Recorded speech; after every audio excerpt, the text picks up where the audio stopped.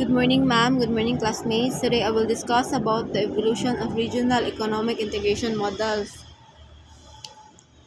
Objectives: to describe how economic integration models have changed over time, to explain the meaning of regional economic integration, and to analyze the importance of economic cooperation among countries. What is regional economic integration? Regional economic integration means countries work together to improve trade and economic cooperation. Like galaw sila og free movements of goods, services, labor, capital, and share policies. For example, kay ang European Union, a group of European countries nag-work together as one market na ay free movement sa goods, services, money, and people between the member countries. Duha ka kain sa regional economic integration model. First is the diversified free trade agreement. A free trade agreement is an agreement between two or more nations to reduce barriers to imports and exports among them. Ang diversified free trade agreement is a type of agreement that goes beyond just lowering tariff or taxes sa goods, but also they work together in terms of services, investments, labor, environment, and rules. Naay tulo ka kinds of free trade agreement. First is the unilateral.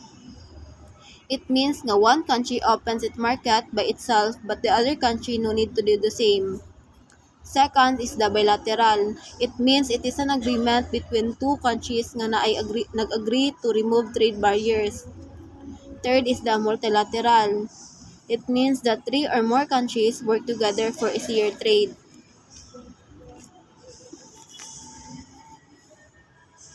Second is the Trans-Pacific Economic Strategic Partnership Agreement or TPP. It's an agreement between several countries around the Pacific Ocean. The four Pacific countries is the Chile, Singapore, Brunei Darussalam, and New Zealand. And ginatawag siya nga P4 agreement. As of March 2012, naanay 9 countries nga ni-join sa TPP.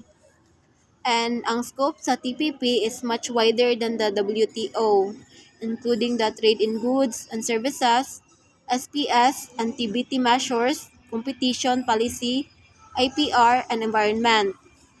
Ang Trans-Pacific is an example of a small group of countries working together to improve trade and economic cooperation, which later become the foundation for bigger agreements like the Trans-Pacific. Conclusion: the evolution of regional economic integration models shows how countries have gradually deepened their cooperation over time. Agreements mainly focus on reducing tariff and making trade easier.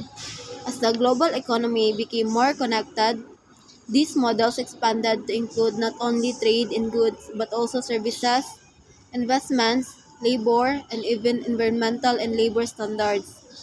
Then, mo ni akong references. Thank you.